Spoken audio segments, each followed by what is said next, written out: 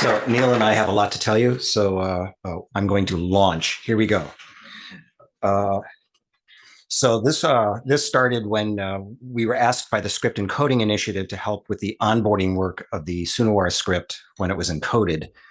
And our work largely focuses on African scripts, but this seemed like an interesting foray into a geographic region where our work hadn't been yet, and so we were eager to get started on this.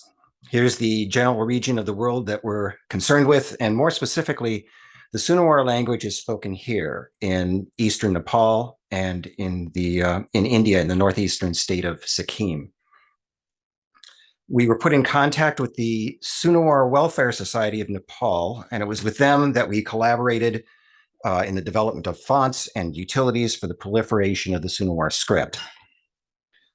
So in our conversations with Dev Kumar, who was our main contact in the SWS, we determined that this is what was needed. And in general, these are all things that we're used to doing in our work in African scripts. And Dev made a point of emphasizing that the fonts had to be attractive so that community members were more inclined to use them and adopt the script.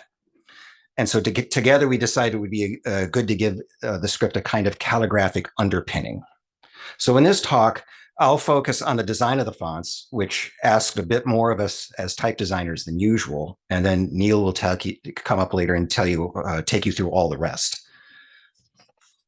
This is what they were experiencing up until that time. On the left, a handwritten newspaper in the Sunuwar script. And on the right, a later edition of the same newspaper set in an existing font. Here we see a few more of the fonts that were already available. These are all non-Unicode compliant. The Sunuwar glyphs are placed on Latin code points here. So a little bit of background. The Sunuwar script was invented in 1942 by the gentleman on the left, Krishna Bahadur Genticha. The Sunuwar letters, as you can see, began as abstract representations of actual objects, figures, or other physical phenomena. And these were at first in Abugida, but today they're used as an alphabet in Nepal. This particular display of Sunuwar glyph forms was written by Genticha himself, so it was a pretty good source to begin with. And it's also a fairly rare example of letters that have been written with a kind of flat nib. Pretty much all of what we found or was sent to us were manuscripts and letters that were written with a pencil or a ballpoint pen, so pretty much mono weight. But this illustration here gave us a pretty good indication of ductus and also of hand angle during the writing. So this was pretty useful. But one of the things we noticed right away was how disparate the forms are, how few points of familial relationship they actually have to each other, at least when compared to other writing systems. In fact, we noticed that different pen angles were in use. Most of the time, the nib was held vertically, but there were also instances of an angled pen and even the changing the angles within a single letter. So given the disparity of the letter forms in general, we thought it would be a good strategy to reduce the number of angles to one, thereby unifying the letters with a common calligraphic foundation. Our plan was to offer them 3 variations, get their reaction, and if they favored one of them, we would move ahead with that. Our initial idea was to first look at the other scripts in Sunuwar's geographical proximity, thinking that given a similar process of script evolution, Sunuwar might have acquired similar characteristics. And like most of Genticha's written forms, many of these other scripts had a decidedly horizontal emphasis. So it seemed like a pretty good place to start. So this was the first variation, and we thought this worked pretty well because the baseline and the cap line were well defined, anchoring all the activity occurring between them. We also created a variation with a vertical emphasis. Okay, this one looks a little more Latinesque, if you will, but there were enough vertical stems in the scripts to also anchor the different forms. And to cover our bases, we created a draft based on a 45-degree pen angle, as it is in many forms of Devanagari, for example. To us, this looked the most active, and we were a bit wary of this one. Uh, Too much activity was something that had us a little bit nervous right from the very beginning. So these were the three variations that we sent to Dev and the Sunuwar Welfare Society for their consideration. Yeah, and they chose this one. I swear every designer in the room right now knew that was coming, right? That's like, so immediately we began to ask ourselves, how could we calm down some of the activity in a text and provide the design with a firm anchor? We knew it was important that letter forms retain their identities and that there was no compromise in legibility, but we suggested that some small form modifications that we thought might help. We even sent them a comparison of two texts to help them in their decision making. The top one is our original draft, and the bottom one is the same thing with the form modifications swapped in. And perhaps you can see, depending on the resolution of the projector or your screen if you're watching at home, you can see that the bottom paragraph is a little bit more grounded and a little bit calmer. They mostly said no. But that's okay. I mean, we've made our pitch, and as type designers, we had been motivated by visual and technical considerations. But in our work, these are often overruled by historical and cultural considerations. And the most important thing, of course, as always, is to follow their wishes and do what they want. So here's the final design, and which with some decent spacing came out pretty good. We feel comfortable with this, and the society in Nepal like it as well. And we provided them with a full family in 5 weights, which includes numerals, currency symbols, and diacritics. Preface this: you're going to see a lot of things that you've probably seen in previous talks yesterday. But I think this time we're going to look at it through a single case study, and so maybe some of these things land a little better. So I think one of the things to understand, going into this is that after encoding a language community for an underserved script, the first thing they need to do is launch a pretty significant ground effort to promote that script, because it doesn't, there's a lot of work to do. They've been underserved for so long. What that usually involves is creating educational materials. There's also, creating content just to engage the community, just to get them interested in wanting to use the script. And so for any of this effort to be effective, you need a bunch of digital tools in place, some basic stuff, which is what we call sort of the onboarding process. So usually in normal circumstances, once a script is approved for encoding, it's published in the next Unicode cycle. In this case, that didn't happen due to a variety of circumstances. And so SEI, when they contacted us, they knew there was going to be this delay. And so they said, all right, let's see if we can get some of these things in place by the time Unicode 16 is published, just to make sure the community doesn't face additional delays. For Dev, this is great also because, one of his initiatives, what he does is create media content for underserved indigenous communities. And so he was looking at this as a model, for the next upcoming things that are encoded. So this is great. 2.5 years to prepare. So here's the 4 basic things you need. And I think Mark Davis even pointed this out yesterday. To onboard a script, you have the fonts and input methods. The reason you want this is to facilitate new content creation and communication. You have transliteration and conversion tools. This is to expedite publishing of long form content that may have been done in other writing systems or legacy fonts. And then finally, you have CLDR. This is something that actually takes a long time to do, but you want to get started on this early because it takes a long time to do, but it facilitates localization of apps and UIs. So down the road, that can help boost engagement with the community. So let's look at some of the stuff that we did. I'm not going to talk about fonts because Mark already did that. CLDR propagation itself, Silicon and SEI are kind of spearheading that, so I'm not going to delve into the details there. So let's start with input methods. This can always be tricky. I think Bridget talked about this yesterday. Fortunately for us, SWS had a prototype layout that they wanted to work with, so that made our job easier. We quickly turned this into keyboard layouts for Mac OS and Windows. Then on the mobile front, a little more work. We have to build an app, but we've built this app here with the keyboard that was adapted to work, for the size of the screen, but it basically follows the same general idea. Moving over to transliteration, this is a little more complex. So prior to encoding, Sunuwar was written in Latin-based Sunuwar. So it's Sunuwar that's encoded to Latin and Devanagari. But really, we need three kinds of conversions. We have these two legacy systems up top, which are both Latin encoded means of getting there, and then there's this last one, which is proper Unicode Devanagari into Sunuwar. So we kind of tackled this in two phases. The first phase was to deal with those legacy systems. So we built this website with a transliteration and conversion to go from those two Latin systems. Users can copy their text in, choose what conversion they want, paste it out, and voila, it's there. The reason we do that first is because we wanted to get this kind of stuff done. This is the Kurya Shova. This is a culturally significant poem for the community. We want to get this kind of stuff out there because that's it's a strategy for promoting the script. You get important cultural things for the community out there. They want to use the script, right? So that we wanted to prioritize that. The second phase was the Unicode to Sunuwar transform. This is the focus of this was a little different. This is implemented for CLDR specifically, and this is the means, just a way to accelerate the ability to propagate CLDR because you can enter text in either script.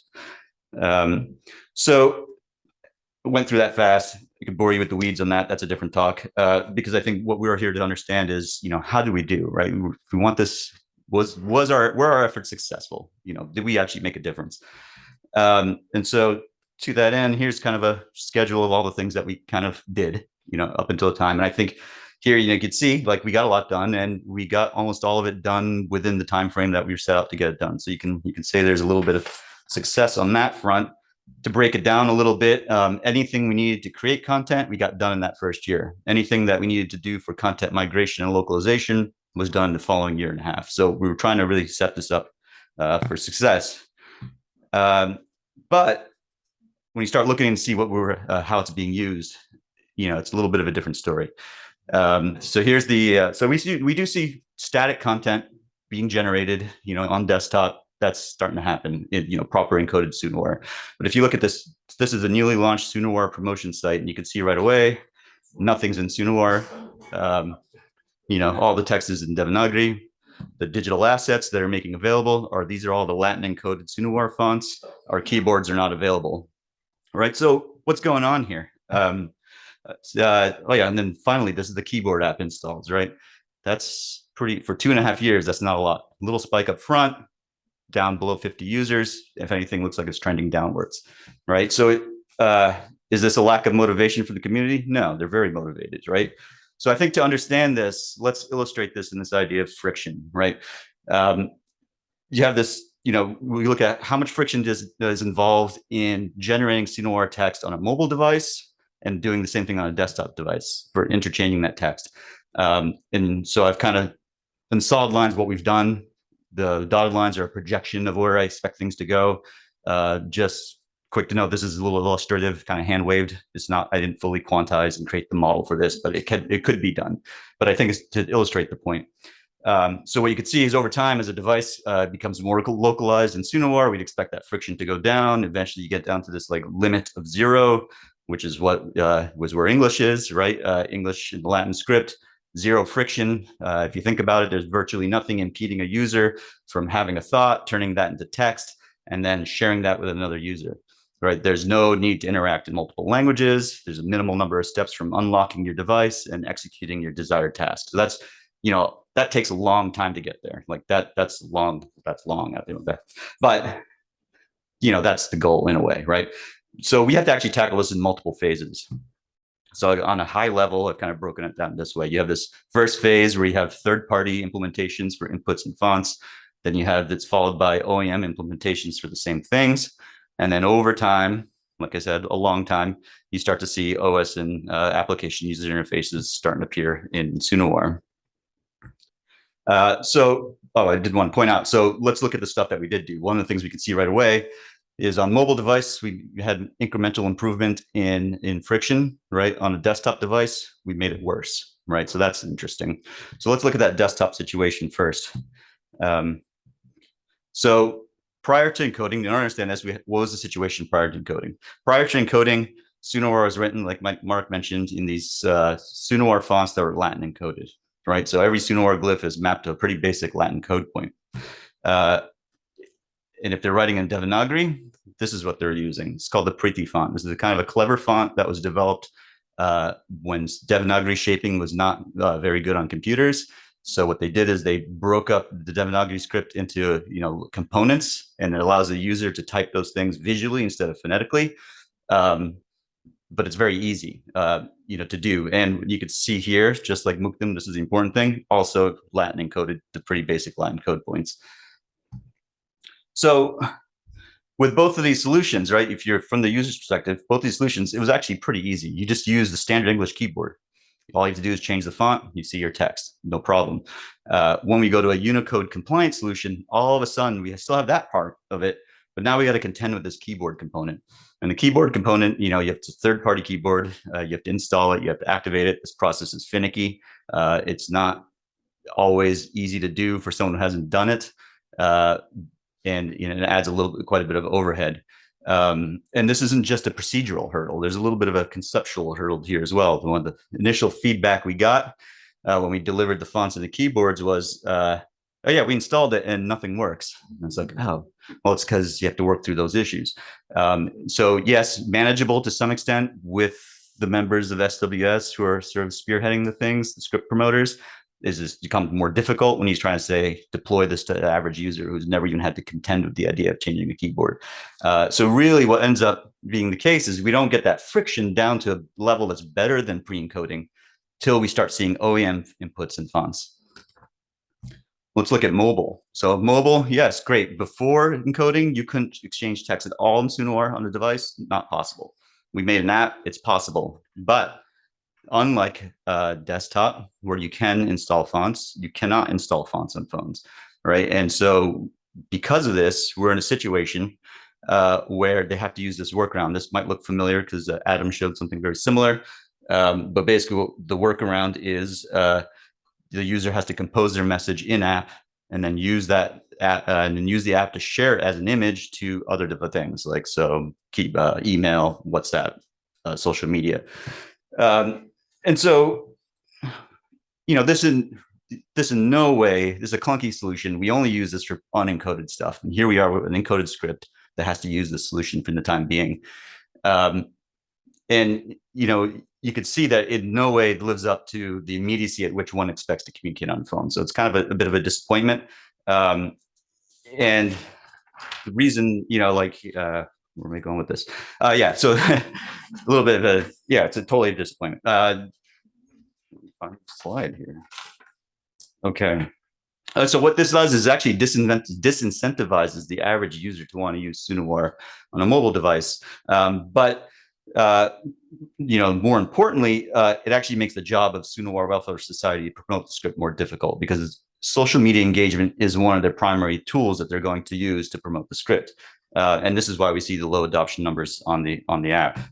Of course, if we did have a Noto font, situation would be different, but that's why we have the stall. And it's unfortunate because after 2 years of discussion, we were unable to secure funding to develop a Noto font. And this delay has this knock-on effect. And the knock-on effect is, like in Nepal, like in most of the world, Android phones are not updated to the latest OS, and that's how Noto fonts get deployed. So you end up with this additional lag. Sometimes that could be another 2 years before the majority of users actually even have access to the script that has been encoded. This is like, we've got a lot of stuff done. We made a lot of headway, but, we're really well short of a serviceable solution for the community. And this is the biggest weakness of the onboarding process, right? A significant amount of work can be done on this voluntary basis, but to get this friction down to an effective level, we're completely reliant on a commercial interest to maintain that momentum to deliver what are just the basics. And this kind of highlights a disconnect in what Unicode promises and what it delivers. Unicode promises, what it actually promises is just it's a means for universal digital text interchange, right? Unicode delivers on that. You get encoded, the means are there. But the implication, of course, is that community will be able to use their writing system and leverage it, in their language. But that one thing is completely dependent on commercial interest to deliver upon. We don't actually have a means to do that outside of that. And so that means there's no guarantee it'll happen in a timely manner. And it doesn't mean that if it does get implemented, it'll be easy to use. But of course, that's what the community is expecting, right? Sunuwar's Welfare Society is seen here commemorating the release of Unicode 16. They're not celebrating that they got code points. It's important, but that's not what they're celebrating, right? What they're fully expecting is they're going to start to be able to use their writing system on their devices to help their cultures and community thrive. So, I mean, I think we can conclude that this onboarding process that we've outlined is the right one. We know the right steps. We know what needs to be done. Are there things to be improved? Yes, I think we could have done a little better job providing resources on how to embed web fonts, maybe tutorials on how to deal with some of the technical hurdles to kind of smooth out some of the rough edges. But I think for this model to be successful for Sunuwar and sort of any other indigenous script that's looking to get encoded, we really need to find a better way to engage the commercial entities to keep up with those commitments. I think really you have those organizations like SCI and Unicode and Silicon. They're doing all this work to build relationships with the community, to move them forward. There's a lot of trust that goes in that. And then you kick it over to a commercial entity and you're like, when the ROI is good or kind of thing. So so that's really kind of when I'll leave it. But thank you. And yeah.